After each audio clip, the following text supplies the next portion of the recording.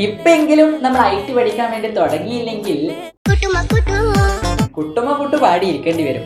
കുട്ടുമ്മ പാടിയിരിക്കണോ അതോ എക്സാം ഒക്കെ കഴിഞ്ഞ് ലാബിൽ നിങ്ങൾ പുറത്തേക്ക് ഇറങ്ങുമ്പോ ഈ ഒരു BGM ഇടണോ എന്ന് തീരുമാനിക്കേണ്ടത് ആരാ നമ്മളല്ലേ? അപ്പൊ നമുക്ക് ഇപ്പൊ തന്നെ തുടങ്ങണ്ടേ? അപ്പൊ നിങ്ങൾ തന്നെയാണോ? നമുക്ക് തുടങ്ങാം. It's me Darshik. Today we are discussing SSLC IT chapter 1 design factory most important theory questions and answers. അങ്ങനെ നമ്മൾ നമ്മുടെ ആദ്യത്തെ ചോദ്യത്തിലേക്ക് കടക്കുന്നതാണ്. Which type of images can be resized without losing quality? അതായത് ഗുണനിലവാരം, ക്വാളിറ്റി നഷ്ടപ്പെട്ടു പോവാതെ വലിപ്പം മാറ്റാൻ കഴിയുന്ന ചിത്രങ്ങൾ ഏവ എന്നാണ് ചോദിച്ചിരിക്കുന്നത്. ഓപ്ഷൻസ് ഉണ്ട്. നമുക്ക് ഓപ്ഷൻസിലേക്ക് കടക്കുന്നതിന് മുമ്പ് ഈ ഒരു ചോദ്യത്തിന് ഉത്തരം കണ്ടുപിടിക്കണമെങ്കിൽ വളരെ പ്രധാനപ്പെട്ട കുറച്ച് കാര്യങ്ങൾ നമ്മൾ പഠിക്കാനുണ്ട്. വളരെ സിമ്പിൾ ആണ്. എന്താന്ന് പറഞ്ഞുതരാം. ഇവിടെ 2 ചിത്രങ്ങൾ വെച്ചിട്ടുണ്ട്. ഈ 2 ചിത്രങ്ങൾക്ക് ചെറിയ കാണുമ്പോൾ ഏകദേശം ഒരേപോലെ ഉണ്ടാവുമെങ്കിലും കുറച്ച് വ്യത്യാസമുണ്ട്. എന്താന്ന് വെച്ച് കഴിഞ്ഞാൽ ഈ ഒരു ചിത്രത്തിന്റെ ഈ ഒരു ഭാഗം ഞാൻ ഇവിടെ സൂം ചെയ്തപ്പോൾ കാണാൻ പറ്റുന്നത് ഈ രീതിയിലാണ്. എന്നാൽ ഈ ഒരു ചിത്രത്തിന്റെ ഈ ഒരു കണ്ണിന്റെ ഈ ഒരു ഭാഗം ഞാൻ സൂം ചെയ്തപ്പോൾ എനിക്ക് കാണാൻ പറ്റുന്നത് ഈ ഒരു രീതിയിലാണ്. എന്താണ് ഇത് രണ്ടും തമ്മിലുള്ള വ്യത്യാസം? ഈ ഒരു ചിത്രം ഞാൻ സൂം ചെയ്ത സമയത്ത് അതിങ്ങനെ ചെറിയ കള്ളിയായിട്ടാണ് നമുക്ക് കാണുന്നത്, അല്ലെ? ചെറിയ കള്ളിയായിട്ട് അത് പോയി. അതിന്റെ ഗുണനിലവാരം നഷ്ടപ്പെട്ടു പോയി, അതിന്റെ ക്വാളിറ്റി നഷ്ടപ്പെട്ടു പോയിട്ടുണ്ട് അതിങ്ങനെ സൂം ചെയ്യുന്ന സമയത്ത് അല്ലെങ്കിൽ സ്കെയിൽ ചെയ്യുന്ന സമയത്ത്. എന്നാൽ ഈ രണ്ടാമത്തെ ചിത്രം ഞാൻ ഇങ്ങനെ സൂം ചെയ്ത സമയത്ത് അതിന്റെ അങ്ങനെ വ്യക്തത, അതിന്റെ ആ ഒരു ക്വാളിറ്റി നഷ്ടപ്പെട്ടു പോയിട്ടില്ല, ആ ഒരു ഗുണനിലവാരം നഷ്ടപ്പെട്ടു പോയിട്ടില്ല.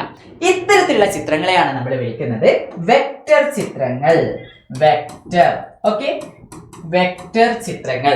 അത് സൂം ചെയ്യുന്ന സമയത്ത്, അത് നമ്മളിങ്ങനെ സ്കെയിൽ ചെയ്യുന്ന സമയത്ത് അതിന്റെ വ്യക്തത നഷ്ടപ്പെട്ടു പോകുന്ന ഇത്തരത്തിലുള്ള ചിത്രങ്ങളെ നമ്മൾ വിളിക്കുന്നത് റാസ്റ്റർ എന്നാണ്. റാസ്റ്റർ ചിത്രങ്ങൾ. ഇതിന്റെ ചെറിയൊരു കമ്പാരിസൺ നമുക്കൊരു ടേബിളിലോട്ട് മനസ്സിലാക്കാം. വളരെ ഇമ്പോർട്ടന്റ് ആണ്. ഈ ഒരു ഭാഗത്ത് നിന്ന് നിർബന്ധമായിട്ടും നിങ്ങൾക്ക് എക്സാമിന് ചോദ്യം വന്നിരിക്കും. Okay. Raster images are made up of pixels. Pixel നമ്മൾ കണ്ടു, ചെറിയ കള്ളികൾ നമ്മൾ കണ്ടിട്ടുണ്ട്, അല്ലെ? അത്തരത്തിലുള്ള കുഞ്ഞു കള്ളികളായിട്ടാണ് ഇത്തരത്തിലുള്ള ചിത്രങ്ങൾ ഉണ്ടാവുന്നത്. പിക്സലുകൾ കൊണ്ടാണ് നിർമ്മിച്ചിരിക്കുന്നത്. അതിനാൽ വലിപ്പം കൂട്ടുമ്പോൾ അല്ലെങ്കിൽ റീസൈസ് ചെയ്യുന്ന സമയത്ത് അല്ലെങ്കിൽ സ്കെയിൽ ചെയ്യുന്ന സമയത്ത് പിക്സലേറ്റഡ് ആകാനും ഗുണനിലവാരം നഷ്ടപ്പെടാനും സാധ്യതയുണ്ട്. ഇത്തരത്തിലുള്ള റാസ്റ്റർ ചിത്രത്തിന് ഉദാഹരണമാണ് നമ്മുടെ PNG എന്ന് പറയുന്നത്. PNG, JPEG ഒക്കെ കേട്ടിട്ടുണ്ടാവില്ലേ? നമ്മൾ കൂടുതലും കേട്ടിട്ടുള്ളത് PNG, JPEG ഒക്കെയാണ്. ഇതൊക്കെ തന്നെ റാസ്റ്റർ ഇമേജസിന് എക്സാമ്പിൾ ആണ്.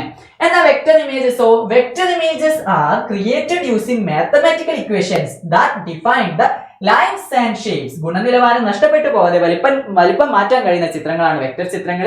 ഇത്തരത്തിലുള്ള വെക്റ്റർ ചിത്രങ്ങളെ മാത്തമാറ്റിക്കൽ ഇക്വേഷൻസിനെ അടിസ്ഥാനമാക്കിയിട്ടായിരിക്കും തയ്യാറാക്കുന്നത്. ഇത്തരത്തിലുള്ള വെക്റ്റർ ചിത്രങ്ങൾക്ക് എക്സാമ്പിളെ ചോദിക്കുകയാണെങ്കിൽ .svg ചോദിക്കാം കേട്ടോ. .svg, .eps, പിന്നെ .ai ഒക്കെ ഉണ്ട്. പക്ഷെ ഏറ്റവും പ്രധാനപ്പെട്ടത് നിങ്ങൾ ഇത് രണ്ടും എന്തായാലും പഠിച്ചു വെക്കുക. റാസ്റ്റർ ഇമേജിന്റെ എക്സാമ്പിൾ ആയിട്ട് PNG, JPEG ഇതൊക്കെ പഠിച്ചു വെക്കുക. ക്ലിയർ അല്ലേ? ആ ഒരു ചോദ്യത്തിലേക്ക് വരാം. സോ ഇതിന്റെ ഉത്തരം പറഞ്ഞോ. ഗുണനിലവാരം നഷ്ടപ്പെടാതെ വിത്തൗട്ട് ലോസിംഗ് ക്വാളിറ്റി ആണ് ചോദിച്ചിരിക്കുന്നത്. Without losing quality. അങ്ങനെയാണെങ്കിൽ ഏതായിരിക്കും ഇതിനകത്തുള്ള ശരിയായിട്ടുള്ള ഉത്തരം? റൈറ്റ് ആൻസർ എന്ന് പറയുന്നത് വെക്റ്റർ ഇമേജസ് ആണ്. നേരെ അടുത്ത ക്വസ്റ്റ്യനിലേക്ക് കടന്നൂടെ. Which category of graphic editing software do Inkscape and LibreOffice Draw belong to? ഇങ്ക്സ്കേപ്പും LibreOffice Drawയും ഏത് വിഭാഗത്തിലുള്ള ഗ്രാഫിക് എഡിറ്റിംഗ് സോഫ്റ്റ്വെയറുകളിൽ ഉൾപ്പെടുന്നു? ഇതൊക്കെ തന്നെ ഗ്രാഫിക് എഡിറ്റിംഗ് സോഫ്റ്റ്വെയർ ആണ്. ഏത് വിഭാഗത്തിലുള്ളതാണ്? റാസ്റ്റർ ഗ്രാഫിക് എഡിറ്റർ ആണോ? വെക്റ്റർ ഗ്രാഫിക്സ് എഡിറ്റർ ആണോ? ആനിമേഷൻസ് തയ്യാറാക്കാൻ പറ്റുന്ന സോഫ്റ്റ്വെയർ ആണോ? വീഡിയോ എഡിറ്റ് ചെയ്യാൻ പറ്റുന്ന സോഫ്റ്റ്വെയർ ആണോ? റൈറ്റ് ആൻസർ എന്ന് പറയുന്നത് വെക്റ്റർ ഇമേജസ് ഒക്കെ തയ്യാറാക്കാൻ പറ്റുന്ന വെക്റ്റർ ഗ്രാഫിക് എഡിറ്റർ ആണ് നമ്മുടെ ഇങ്ക്സ്കേപ്പ്. നമുക്ക് ഈ ഒരു ചാപ്റ്ററിൽ പഠിക്കാനുള്ള ഇങ്ക്സ്കേപ്പും അതേപോലെ തന്നെ LibreOffice Draw എന്ന് പറയുന്നത് നമ്മുടെ തന്നെ ലാപ്ടോപ്പിലുള്ള ഒരു സോഫ്റ്റ്വെയർ ആണ്. അപ്പോൾ ചിലപ്പോൾ നിങ്ങൾ വിചാരിക്കും ഈ 2 സോഫ്റ്റ്വെയർ മാത്രമേ നമുക്ക് എക്സാമിന് ചോദിക്കാൻ സാധ്യതയുള്ളൂ എന്നൊരു സംശയം ഉണ്ടെങ്കിൽ അല്ല, വേറെ 1-2 കൂടി ഉണ്ട്. ഈ ഒറ്റ സ്ലൈഡ് പഠിച്ചാൽ മതി. എക്സാമിന് ചോദിക്കുന്ന ഒട്ടുമിക്ക സോഫ്റ്റ്വെയർസിന്റെ പേരും, അതായത് ഈ ഒരു ചാപ്റ്ററിൽ നിന്ന് മിക്കവാറും ഈ സോഫ്റ്റ്വെയർസിന്റെ പേരുകളായിരിക്കും ചോദിക്കുന്നത്. ഇത്രയേ ഉള്ളൂ ഫ്രീ ഗ്രാഫിക് എഡിറ്റിംഗ് സോഫ്റ്റ്വെയർസ്. അതിന് കുറച്ച് എക്സാമ്പിൾ. അതൊന്ന് ജിംബ് ആണ്. പിന്നെ ക്രിറ്റ എന്ന് പറയുന്നുണ്ട്. ക്രിറ്റ എന്ന് പറയുന്നത് നിങ്ങൾക്ക് 8ാം ക്ലാസ്സിൽ പഠിക്കാനുള്ള ഒരു സോഫ്റ്റ്വെയർ ആണ് ക്രിറ്റ. ഇങ്ക്സ്കേപ്പ് നമ്മൾ ഇവിടെ 10ൽ പഠിക്കുന്നുണ്ട്. സ്ക്രൈബസ് നമ്മുടെ 2nd ചാപ്റ്ററിൽ പഠിക്കുന്നുണ്ട്. LibreOffice Draw ഉണ്ട്. അപ്പൊ ഇതൊക്കെ തന്നെ ഗ്രാഫിക് എഡിറ്റിംഗ് സോഫ്റ്റ്വെയർസ് ആണ്. ചിത്രങ്ങൾ ഉണ്ടാക്കാനും ചിലതൊക്കെ മാഗസിൻസ്, സ്ക്രൈബേഴ്സ് ഒക്കെ മാഗസിൻ, പത്രങ്ങളൊക്കെ തയ്യാറാക്കാൻ അങ്ങനെ ഗ്രാഫിക് എഡിറ്റിംഗ് സോഫ്റ്റ്വെയർസ് ആണ് ഇതൊക്കെ തന്നെ. എന്നാൽ ഇതിൽ തന്നെ വെക്ടർ ഇമേജസ് തയ്യാറാക്കാൻ പറ്റുന്ന വെക്ടർ ഇമേജ് എഡിറ്റിംഗ് സോഫ്റ്റ്വെയർ ആണ് നമ്മൾ ഇപ്പൊ നേരത്തെ ചോദ്യത്തിൽ കണ്ടിട്ടുള്ള ഇങ്ക്സ്കേപ്പും അതേപോലെ ലിബ്രിയോഫീസ് ഡ്രോയും. അപ്പൊ നമുക്ക് അടുത്ത ചോദ്യത്തിലേക്ക് കിടക്കാം. What is the default file format of Inkscape? ഇങ്ക്സ്കേപ്പിന്റെ തനതായ ഡിഫോൾട്ട് ആയിട്ടുള്ള ഫയൽ ഫോർമാറ്റ് ഏതാണ്? നമ്മൾ ഇങ്ക്സ്കേപ്പിൽ ഒരു ചിത്രം വരച്ചു, ഓക്കെ, എന്തെങ്കിലും ഒരു സാധനം വരച്ചു, എന്നിട്ട് അതിൽ ഫയലിൽ സേവ് കൊടുത്തു കഴിഞ്ഞാൽ ഏത് ഫോർമാറ്റിൽ അത് സേവ് ആവുന്നത്? .svg is the right answer. svg ഫോർമാറ്റിലേക്കായിരിക്കും അത് സേവ് ആവുന്നത്. ക്ലിയർ അല്ലേ? സംശയമില്ലാതെ വളരെ ഇമ്പോർട്ടന്റ് ആയ ഒരു ചോദ്യമാണ്, എന്തായാലും ചോദിക്കാനുള്ള ചാൻസ് ഉണ്ട് കേട്ടോ. Which shortcut key is used to open the document properties window in Inkscape? ഇങ്ക്സ്കേപ്പിലെ ഡോക്യുമെന്റ് പ്രോപ്പർട്ടീസ് ജാലകം തുറക്കാൻ ഉപയോഗിക്കുന്ന ഷോർട്ട് കട്ട് കീ ഏതാണ്? സിമ്പിൾ ആയിട്ടുള്ള ഒരു ചോദ്യമാണ്. കുറച്ച് ഷോർട്ട് കട്ട് കീകൾ നമുക്ക് ഇവിടെ പഠിക്കാനുണ്ട്. Ctrl+S ആണോ, Shift+Ctrl+D ആണോ, Shift+Ctrl+A ആണോ, Ctrl+G ആണോ? റൈറ്റ് ആൻസർ എന്ന് പറയുന്നത് Ctrl+S എന്ന് പറയുന്നത് സേവ് ചെയ്യാനാണ്. ഇതാണ് നമ്മുടെ റൈറ്റ് ആൻസർ. ഷിഫ്റ്റ് പ്രസ് ചെയ്ത് പിടിക്കുക, കൺട്രോൾ പ്രസ് ചെയ്ത് പിടിക്കുക, എന്നിട്ട് ഡി അമർത്തിയാലാണ് നമുക്ക് ഡോക്യുമെന്റ് പ്രോപ്പർട്ടീസ് കിട്ടുന്നത്. അങ്ങനെയാണെങ്കിൽ ഷിഫ്റ്റ് കൺട്രോൾ എ പ്രസ് ചെയ്താലോ അലൈൻ ആൻഡ് ഡിസ്ട്രിബ്യൂട്ടീവ് വിൻഡോ ഉണ്ട്, അതായിരിക്കും നമുക്ക് ഓപ്പൺ ആയി കിട്ടുന്നത്. കൺട്രോൾ ജി എന്ന് പറയുന്നത് നമുക്ക് ഒന്നിലധികം ഒബ്ജക്റ്റുകളെ ഗ്രൂപ്പ് ചെയ്ത് വെക്കാൻ വേണ്ടി യൂസ് ചെയ്യുന്ന ഷോർട്ട് കട്ട് ആണ്. ഒരൊറ്റ സ്ലൈഡിലൂടെ ഇത്രയും ഷോർട്ട് കട്ട് നമ്മൾ പഠിച്ചില്ലേ? Which key should be held while resizing an object to maintain its proportions? ഒരു ഒബ്ജക്റ്റിന്റെ നീളവും വീതിയും ആനുപാതികമായിട്ട് ആനുപാതികമായിട്ട് നിലനിർത്താൻ ഏത് കീ അമർത്തി പിടിക്കണം? അതായത് എന്താ സംബന്ധിച്ച് കഴിഞ്ഞാൽ സിമ്പിൾ ആയിട്ട് പറഞ്ഞു കഴിഞ്ഞാൽ ഞാനൊരു ചെറിയൊരു റെക്ടാംഗിൾ വരച്ചിട്ടുണ്ട്. ഈ ഒരു റെക്ടാംഗിൾ ഞാൻ ഇവിടെ പിടിച്ച് വലിക്കുന്നു, ഇവിടെ ഞാൻ ഇങ്ങനെ പിടിച്ച് ഇങ്ങോട്ടേക്ക് വലിച്ചു കഴിഞ്ഞാൽ ആ ഒരു ഭാഗം മാത്രം ഇങ്ങനെ നീണ്ടുപോകും. ഇവിടെ പിടിച്ച് വലിച്ചാൽ ഈ ഭാഗം മാത്രം നീണ്ടുപോകും. എന്നാൽ അതിന്റെ നീളവും വീതിയും പ്രൊപ്പോർഷണൽ ആയിട്ട് ആനുപാതികമായിട്ട് ഞാനിപ്പോ ഇവിടെ പിടിച്ച് വലിച്ചാൽ അതിന്റെ നീളവും വീതിയും ഹൈറ്റും വിഡ്ത്തും ഒക്കെ ഒരേപോലെ വലുതാണ്. ഞാൻ ഇനി കുറച്ച് പിടിച്ച് ചെറുതാക്കുവാണെങ്കിൽ ഒരേപോലെ ചെറുതാണ്ടിരിക്കാൻ ഏത് കീ ആണ് നമ്മൾ പ്രസ് ചെയ്ത് പിടിക്കേണ്ടത്? ഇവിടെ കൂടുതൽ ഏതോ ഒരു കീ പ്രസ് ചെയ്ത് പിടിച്ചുകൊണ്ട് നമ്മൾ ഇങ്ങനെ പിടിച്ച് വലിച്ചു കഴിഞ്ഞാൽ നമുക്ക് അതിന്റെ നീളവും വീതിയും പ്രൊപ്പോർഷണൽ ആയിട്ട് ആനുപാതികമായിട്ട് വലുതാക്കാനും ചെറുതാക്കാനും പറ്റും. റൈറ്റ് ആൻസർ എന്ന് പറയുന്നത് കൺട്രോൾ ആണ്. ഓക്കെ, കൺട്രോൾ കീ പ്രസ് ചെയ്ത് പിടിച്ചിട്ട് നിങ്ങൾ ഒരു ഒബ്ജക്റ്റിന്റെ ഏതെങ്കിലും ഒരു ഭാഗത്ത് പിടിച്ച് വലിക്കുകയാണെങ്കിൽ അതിന്റെ നീളവും വീതിയും ആനുപാതികമായിട്ട് പ്രൊപ്പോർഷണൽ ആയിട്ട് നമുക്ക് അതിനെ ചെറുതാക്കാനും വലുതാക്കാനും ഒക്കെ പറ്റുന്നതാണ്. How can you add a colour to an objects border? Border means stroke ആണ്. Using the colour palette. Colour പാലറ്റിൽ നിന്ന് ഒരു ഒബ്ജക്റ്റിന്റെ ബോർഡറിന് സ്ട്രോക്കിന് നിറം നൽകുന്നത് എങ്ങനെ? ഇവിടെ തന്നിട്ടുള്ളത് കളർ പാലറ്റ് ആണെന്ന് അറിയാലോ. നമ്മുടെ ഇങ്ക്സ്കേപ്പിൽ താഴെ നമുക്ക് കാണാൻ പറ്റിയ ഒരു കളർ പാലറ്റ്. ഞാനിപ്പോ ഇങ്ക്സ്കേപ്പിൽ ഒരു ചിത്രം വരച്ചിട്ടുണ്ട്, ഒരു ചെറിയൊരു വട്ടം വരച്ചിട്ടുണ്ട്, ഒരു വൃത്തം വരച്ചിട്ടുണ്ട്. അതിന്റെ ബോർഡർ അല്ലെങ്കിൽ സ്ട്രോക്ക് എന്ന് പറയുന്നത് ഇതല്ലേ, ഇവിടെ ചുവപ്പിൽ കാണാം അല്ലെ, ചുവപ്പ് കളറിൽ കാണാം. എനിക്ക് ആ ഒരു സ്ട്രോക്കിന് കളർ കൊടുക്കാൻ കളർ പാലറ്റിൽ നിന്ന് എന്ത് ചെയ്യണം? എനിക്ക് സ്ട്രോക്കിന് കളർ കൊടുക്കണം. എന്ത് ചെയ്യണം?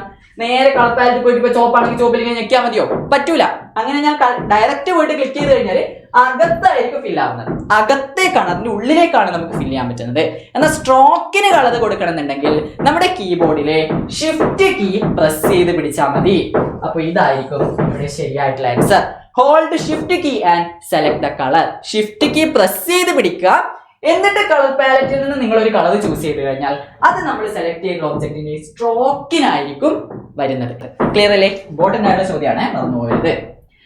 Which tool is used in Inkscape to create custom shapes by editing nodes and curves? വളരെ ഇമ്പോർട്ടന്റ് ആയിട്ടുള്ള മറ്റൊരു ചോദ്യം, എല്ലാം പ്രധാനപ്പെട്ടതാണ്, നിങ്ങൾ എന്തായാലും പഠിച്ചിരിക്കേണ്ടതാണ്. ഇവിടെ കാണുന്ന ഈ ഒരു ഐക്കൺ എന്തിന്റെയാണ്, അല്ലെങ്കിൽ ഈ ഒരു ടൂള് എന്താണ്? സിമ്പിൾ ആണ്.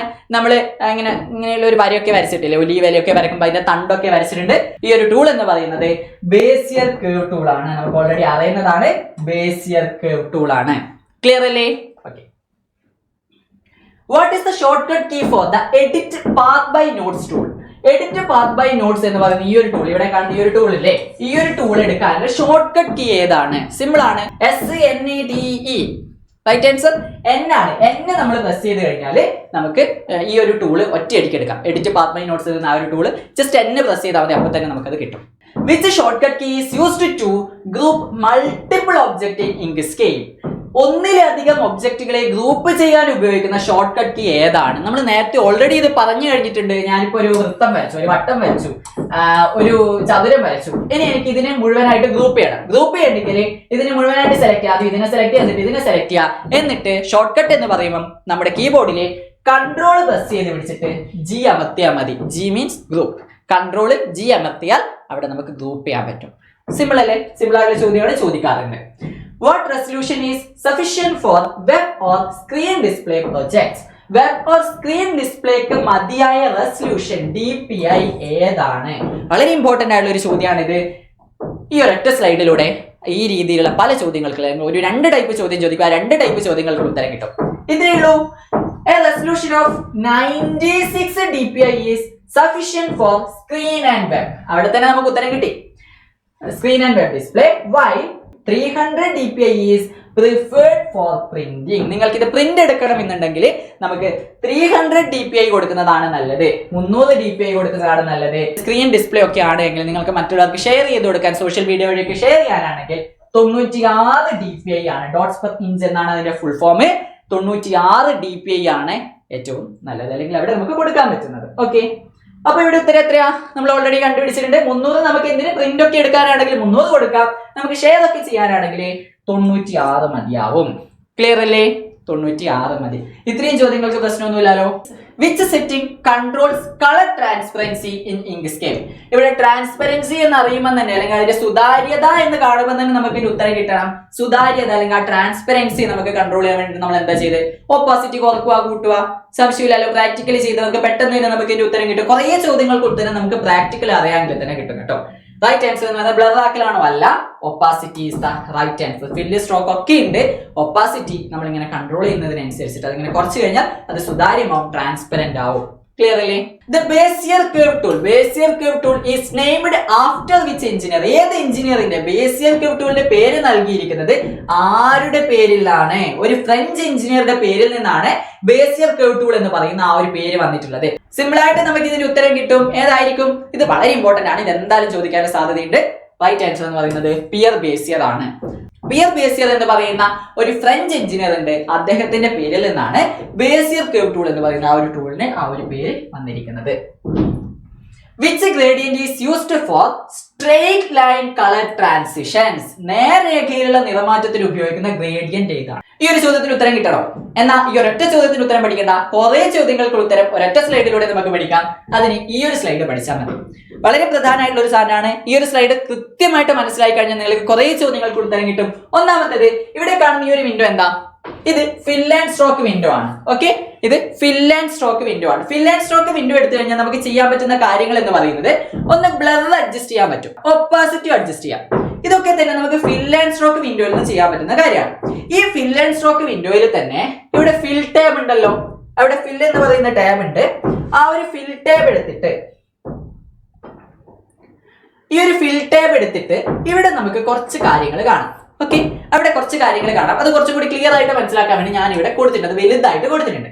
ഇതിൽ ഏതെങ്കിലും ഒരു സാധനം നിങ്ങൾക്ക് സ്ക്രീൻഷോട്ട് എടുക്കും, എന്നിട്ട് ഇത് എന്താണ് എന്ന് ചോദിക്കാനുള്ള ചാൻസ് ഉണ്ട്. ഒന്നാമത്തെ ഇതിനെ നമ്മൾ എന്താ പറയാ, ഇത് ജസ്റ്റ് ക്ലിക്ക് ചെയ്ത്, ഇത് നോ കളറാണ്, അതായത് കളർ ഒന്നും കൊടുക്കണ്ട. ഇപ്പൊ ഞാൻ ഈ ഒരു ചിത്രത്തിൽ ക്ലിക്ക് ചെയ്തിട്ട് ഇവിടെ ക്ലിക്ക് ചെയ്യുകയാണെങ്കിൽ കളർ അങ്ങോട്ടേക്ക് പോകും. ഓക്കെ, ഫിൽ ടാബിലാണ് പറയുന്നത്. ഫിൽ ടാബിൽ ആയതുകൊണ്ട് തന്നെ ഇതിൽ ക്ലിക്ക് ചെയ്ത് കഴിഞ്ഞാൽ കളർ ഫുൾ അങ്ങ് പോകും. അങ്ങനെയാണെങ്കിൽ ഇത് ഫ്ലാറ്റ് കളറാണ്, ഒരു സിംഗിൾ ആയിട്ടുള്ള ഒറ്റ കളർ കൊടുക്കണമെങ്കിൽ ഇത് ക്ലിക്ക് ചെയ്താൽ മതി. ഒരു കളർ, പച്ച, മഞ്ഞ, ചുവപ്പ്, അങ്ങനെ നമ്മുടെ ഒബ്ജക്റ്റിന് ഒരു കളർ കൊടുക്കാനാണെങ്കിൽ ഇതങ്ങ് ക്ലിക്ക് ചെയ്താൽ മതി. അങ്ങനെയാണെങ്കിൽ ഇതും എന്തായിരിക്കും? വളരെ ഇമ്പോർട്ടന്റ്, ചോദിക്കാൻ ചാൻസ് ഉണ്ട്. ഇതിനെയാണ് നമ്മൾ ലീനിയർ ഗ്രേഡിയന്റ്. ലീനിയർ ഗ്രേഡിയന്റ് എന്ന് പറഞ്ഞു കഴിഞ്ഞാൽ ഈ കാണുന്നതാണ് ലീനിയർ ഗ്രേഡിയന്റ് ആയിട്ട് കൊടുത്തിട്ടുള്ളത്. അതായത് ഇവിടെ ഒരു മഞ്ഞ കളർ ഉണ്ട്, ഇവിടെ ഒരു ചുവപ്പ് പോലത്തെ കളർ ഉണ്ട്. ഈ ഒരു കളറിൽ നിന്ന് അടുത്ത കളറിലേക്ക് ഒരു സ്ട്രെയിറ്റ് ലൈൻ പോലെയല്ലേ വരുന്നത്. അതുകൊണ്ട് തന്നെ ഇത് ലീനിയർ ഗ്രേഡിയന്റ് ആണ്. ഈ ഒരു ഒബ്ജക്റ്റിൽ ക്ലിക്ക് ചെയ്തിട്ട് ഇവിടെ ക്ലിക്ക് ചെയ്ത് കഴിഞ്ഞാലാണ് നമുക്ക് ലീനിയർ ഗ്രേഡിയന്റ് കിട്ടുന്നത്. ഇനി ഒരു ഒബ്ജക്റ്റിൽ ക്ലിക്ക് ചെയ്തിട്ട് നിങ്ങൾ ഇതാണ് ചൂസ് ചെയ്യുന്നതെങ്കിൽ നമുക്ക് കിട്ടാൻ വേണ്ടിയിട്ട് പോകുന്നത് റേഡിയൽ ഗ്രേഡിയന്റ് ആയിരിക്കും. റേഡിയൽ. Okay, linear Radiant. പിന്നെ വേറെ ഒരു മെഷും കാര്യങ്ങളൊക്കെ ഉണ്ട്. പക്ഷെ ഇതിൽ ഏറ്റവും ഇമ്പോർട്ടന്റ് ആയിട്ട് നിങ്ങൾ പഠിക്കേണ്ടത് ഒന്ന് no colour, flat, linear gradient, radial gradient. ഈ 4 എണ്ണം വളരെ ഇമ്പോർട്ടന്റ് ആണ്. ഇതിൽ ഏതെങ്കിലും ഒന്നിന്റെ സ്ക്രീൻഷോട്ട് തന്നിട്ടോ അല്ലെങ്കിൽ ഈ രീതിയിലുള്ള ചിത്രങ്ങൾ തന്നിട്ടോ ചോദിക്കാറുണ്ട്. ഇങ്ങനെ കണ്ടു കഴിഞ്ഞാൽ ഒരു സർക്കുലർ ആയിട്ടാണ് ഇതിൽ ആ ഒരു കളർ ട്രാൻസിഷൻ നിങ്ങൾക്ക് കാണാൻ പറ്റുന്നതെങ്കിൽ അത് റേഡിയൽ ഗ്രേഡിയന്റ് ആയിരിക്കും. അങ്ങനെയാണെങ്കിൽ നേരത്തെ ചോദ്യത്തിന്റെ ഉത്തരം നമുക്ക് ഇവിടെ നിന്ന് കിട്ടില്ലേ? നേരത്തെ ചോദ്യത്തിന്റെ ഉത്തരം ഇവിടെ റൈറ്റ് ആൻസർ എന്തായിരിക്കും? ഇവിടെയുള്ള റൈറ്റ് ആൻസർ എന്തായിരിക്കും? നേർരേഖയിലെ നിറമാറ്റത്തിന് ഉപയോഗിക്കുന്ന ഗ്രേഡിയന്റ് ഏതാണ്? നേർരേഖയിലാണെങ്കിൽ റേഡിയൽ ആണോ, ലീനിയർ ആണോ, കോണിക്കൽ ആണോ, പാറ്റേൺ ആണോ? Right answer linear gradient. Linear gradient ആയിരിക്കും നമ്മൾ കൊടുക്കേണ്ടത്. ഇവിടെ രണ്ട് ചിത്രം കൊടുത്തിട്ടുണ്ട്. ഓക്കെ, രണ്ടെണ്ണം കൊടുത്തിട്ടുണ്ട്. അതായത് ഇങ്ങനെ ഒരു രണ്ട് സർക്കിൾ വരച്ചു അല്ലെങ്കിൽ രണ്ട് ഒബ്ജക്റ്റ് വരച്ചിട്ട് ഇവിടെ ഒരു ഓവർലാപ്പ് ചെയ്യുന്ന ഭാഗം മാത്രം നമുക്ക് ഇതേപോലെ കിട്ടണം. ഈ ഒരു സാധനമാണ് ഇങ്ങനെ കിട്ടിയിരിക്കുന്നത്.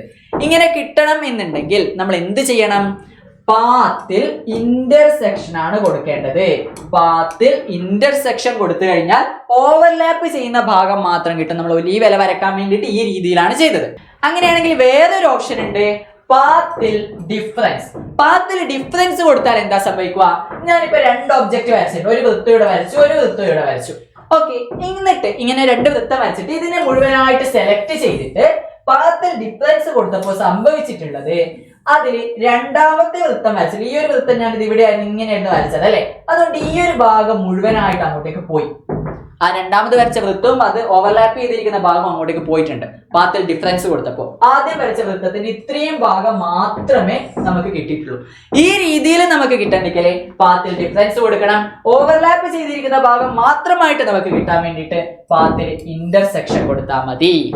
ക്ലിയർ അല്ലേ? Which is the raster image file format? നമ്മൾ ഓൾറെഡി പറഞ്ഞിട്ടുണ്ട്. നമുക്ക് പഠിക്കാനുള്ളത് ഒന്ന് PNG ആണ്, രണ്ടാമത്തത് JPG ആണ്. JPG എന്ന് പറയാം കേട്ടോ, JPG. ഓക്കെ, PNG JPG വളരെ ഇമ്പോർട്ടന്റ് ആണ്. വേറെ ഉണ്ട്, കുറെ ഉണ്ട്, പക്ഷെ അതിൽ PNG JPG നിർബന്ധമായിട്ട് പഠിക്കുക. SVG EPS AI JPG ഇതിൽ ഏതായിരിക്കും റൈറ്റ് ആയിട്ടുള്ള ആൻസർ? റൈറ്റ് ആയിട്ടുള്ള ആൻസർ എന്ന് പറയുന്നത് JPG ആണ്. SVG എന്ന് പറയുന്നത്, SVG ഒരു വെക്ടർ ഇമേജ് ഫയൽ ഫോർമാറ്റ് ആണ്. അതേപോലെ EPS എന്ന് പറയുന്നത് ഒരു വെക്ടർ ഇമേജ് ഫയൽ ഫോർമാറ്റ് ആണ്. AI എന്ന് പറഞ്ഞ .ai എന്ന് പറഞ്ഞ ഒരു ഫയൽ ഫോർമാറ്റ് ഉണ്ട്, അതും ഒരു വെക്ടർ ഇമേജ് ഫയൽ ഫോർമാറ്റ് ആണ്. JPG എന്ന് പറയുന്നത് ഒരു റാസ്റ്റർ ഇമേജ് ഫയൽ ഫോർമാറ്റ് ആണ്. ക്ലിയർ? ABCDE 5 ഓപ്ഷൻസ് വരുന്ന ചോദ്യമാണ്. വെരി ഷോർട്ട് ആൻസർ വിഭാഗത്തിൽ വരുന്ന ചോദ്യങ്ങളിൽ 5 ഓപ്ഷൻസ് ഉണ്ടാവും. ആ രീതിയിലുള്ള ഒരു ചോദ്യം നോക്കാം. Which of the following software belongs to the vector graphics category? താഴെ പറയുന്നവയിൽ വെക്ടർ ഗ്രാഫിക്സ് വിഭാഗത്തിൽ പെടുന്ന സോഫ്റ്റ്വെയറുകൾ ഏവ? നമ്മൾ നേരത്തെ സ്ലൈഡിൽ പഠിച്ചിട്ടുണ്ട്. ആദ്യത്തോട്ട് നമ്മൾ പഠിച്ചിട്ടുണ്ട്. ജിംബ ആണോ, ഇങ്ക്സ്കേപ്പ് ആണോ, ക്രിറ്റ് ആണോ, ലിബ്രിയോഫിസ് ഡ്രോ ആണോ, അഡോബ് ഫോട്ടോഷോപ്പ് ആണോ? റൈറ്റ് ആൻസർ എന്ന് പറയുന്നത് നമുക്ക് 2 റൈറ്റ് ആൻസേഴ്സ് ഉണ്ട്. അപ്പൊ രണ്ടെണ്ണം എന്ന് പറയുന്നത് ഒന്ന് ഇങ്ക്സ്കേപ്പ്, രണ്ടാമത്തത് ലിബ്രിയോഫിസ് ഡ്രോ. ഇങ്ക്സ്കേപ്പും ലിബ്രിയോഫിസ് ഡ്രോയും ഫ്രീ ആയിട്ടുള്ള സോഫ്റ്റ്വെയർ കൂടിയാണ്. അത് മാത്രമല്ല, അത് വെക്ടർ ഇമേജസ് തയ്യാറാക്കാൻ വേണ്ടി സഹായിക്കുന്ന, എഡിറ്റ് ചെയ്യാനൊക്കെ സഹായിക്കുന്ന 2 സോഫ്റ്റ്വെയർസ് കൂടിയാണ്. അടുത്തൊരു ചോദ്യമാണ്, how can U end A line drawn using the Bezier tool? Bezier tool ഉപയോഗിച്ച് വരക്കുന്ന ഒരു വര എങ്ങനെ അവസാനിപ്പിക്കാം? നമ്മൾ ബേസിയർ കർവ് ടൂൾ ഒക്കെ ഉപയോഗിച്ചിട്ട് ഇങ്ങനെ ഒരു വര വരച്ചു കഴിഞ്ഞാൽ അതിവിടെ ഒന്ന് ക്ലിക്ക് ചെയ്ത് കഴിഞ്ഞാൽ അത് എൻഡ് ആവില്ല. പിന്നെ നമ്മൾ മൗസ് ഇങ്ങോട്ടേക്ക് നീക്കിയത് ഇങ്ങോട്ടേക്ക് വരും, ഇങ്ങോട്ട് നീക്കിയാൽ ഇങ്ങോട്ടേക്ക് വരും, അങ്ങനെ അങ്ങോട്ടും ഇങ്ങോട്ട് പോകും. അത് എൻഡ് ചെയ്യിപ്പിക്കണമെങ്കിൽ നമുക്ക് 1-2 മാർഗങ്ങളുണ്ട്. അതിൽ 2 മാർഗമാണ് ചോദിച്ചിരിക്കുന്നത്. സിമ്പിൾ ആയിട്ട് പഠിക്കാം. നമുക്ക് ഒന്ന് എന്റർ പ്രസ് ചെയ്താൽ മതി. ബേസിയർ കർവ് ടൂൾ എടുത്തു, ഇവിടെ പ്രസ് ചെയ്തു, എന്നിട്ട് ഞാൻ ഇങ്ങനെ ഒരു വര വരക്കുന്നതാണ്. എനിക്ക് ഇവിടെ അത് സ്റ്റോപ്പ് ചെയ്യിക്കണം, എൻഡ് ചെയ്യിപ്പിക്കണമെങ്കിൽ ഇവിടെ എത്തിയിട്ട് ഇവിടെ ക്ലിക്ക് ചെയ്തിട്ട് കീബോർഡിലെ എന്റർ കീയിലെ എന്റർ കീ പ്രസ് ചെയ്താൽ മതി. അതാണ് ഒന്നാമത്തെ ആൻസർ. രണ്ടാമത്തെ ആൻസർ എന്ന് പറയുന്നത് ഒന്നുകിൽ അങ്ങനെ ചെയ്യാം, അല്ലെങ്കിൽ ഡബിൾ ക്ലിക്ക് ചെയ്താലും മതി. Double click at the end point. ഇവിടെ മുതൽ ഇവിടെ വരെ വരച്ചിട്ട് ഇവിടെ എത്തിക്കഴിഞ്ഞാൽ ഇവിടെ ഡബിൾ ക്ലിക്ക് ചെയ്യാം, 2 വട്ടം ക്ലിക്ക് ചെയ്യാം. അങ്ങനെ ചെയ്താലും നമുക്കിത് എൻഡ് ചെയ്യിപ്പിക്കാൻ വേണ്ടിയിട്ട് പറ്റും. What are the main functions of the select and transform object tool? ഇവിടെ കാണുന്ന ഈ ഒരു ടൂളിനെയാണ് നമ്മൾ സെലക്ട് ആൻഡ് ട്രാൻസ്ഫോം ഒബ്ജക്ട് എന്ന് പറയുന്നത്. അതിന്റെ പ്രധാനപ്പെട്ട ഫങ്ഷൻസ് എന്താണ് എന്നുള്ള, പ്രധാനപ്പെട്ട ധർമ്മങ്ങൾ എന്തൊക്കെയാണ് എന്നുള്ളതാണ് ചോദിച്ചിരിക്കുന്നത്. ആഡ് ടെക്സ്റ്റ്, പുതിയ ടെക്സ്റ്റ് ആഡ് ചെയ്യാൻ വേണ്ടിയിട്ടാണോ നമ്മൾ ഈ ഒരു ടൂൾ യൂസ് ചെയ്യുന്നത്, ട്രാൻസ്ഫോം ടൂൾ യൂസ് ചെയ്യുന്നത്? അല്ല. സെലക്ട് ഒബ്ജക്ട്, യെസ്, ഇത് ഒരു ആൻസർ ആണ്. നമുക്കൊരു ഒബ്ജക്റ്റിന്, ഞാനിപ്പോ ഒരു ചതുരം വരച്ചിട്ടുണ്ട്. ഈ ഒരു ചതുരത്തിനെ, ഈ ഒരു റെക്ടാങ്കിൾ എനിക്കൊന്ന് സെലക്ട് ചെയ്യണമെങ്കിൽ ട്രാൻസ്ഫോം ടൂൾ, ട്രാൻസ്ഫോം ഒബ്ജക്ട് എന്ന് പറയുന്നത്, സെലക്ട് ആൻഡ് ട്രാൻസ്ഫോം ഒബ്ജക്ട് എന്ന് പറയുന്ന ഈ ഒരു ടൂൾ യൂസ് ചെയ്യാം. രണ്ടാമത്തതോ change the size of an object. ഇതും ശരിയായിട്ടുള്ള ഒരു ആൻസർ ആണ്. നമുക്ക് എങ്ങനെ ഒരു റെക്ടാങ്കിൾ വരച്ചു, അതിന് നമുക്ക് വലുതാക്കണം, അതിനെ പിടിച്ചു വലിച്ച് ഇങ്ങനെ വലുതാക്കണം എന്ന് വിചാരിക്കുക. അങ്ങനെ വലുതാക്കണം, അതിന്റെ സൈസിൽ വ്യത്യാസം വരുത്തണ്ടെങ്കിൽ, അതേപോലെ അതിനെ മൂവ് ചെയ്തിട്ട് അങ്ങോട്ടും ഇങ്ങോട്ടും മൂവ് ചെയ്ത് വെക്കണ്ടെങ്കിൽ ഒക്കെ തന്നെ നമുക്ക് എന്ത് ചെയ്യാം, സെലക്ട് ആൻഡ് ട്രാൻസ്ഫോം ഒബ്ജക്ട് എന്ന് പറയുന്ന ഈ ഒരു ടൂള് യൂസ് ചെയ്യാൻ വേണ്ടിയിട്ട് പറ്റും. ഓക്കെ, ബാക്കി കുറെ ഉണ്ട്. ക്രിയേറ്റ്, ഗ്രേഡിയന്റ്, എഡിറ്റ് നോട്ട്സ്, അതിനൊക്കെ വേറെ ടൂളുകളാണ് നമ്മൾ യൂസ് ചെയ്യാറുള്ളത്. ക്ലിയർ അല്ലേ? അപ്പൊ ഈ 2 ഇവിടെ ശരിയായിട്ടുള്ള ആൻസർ.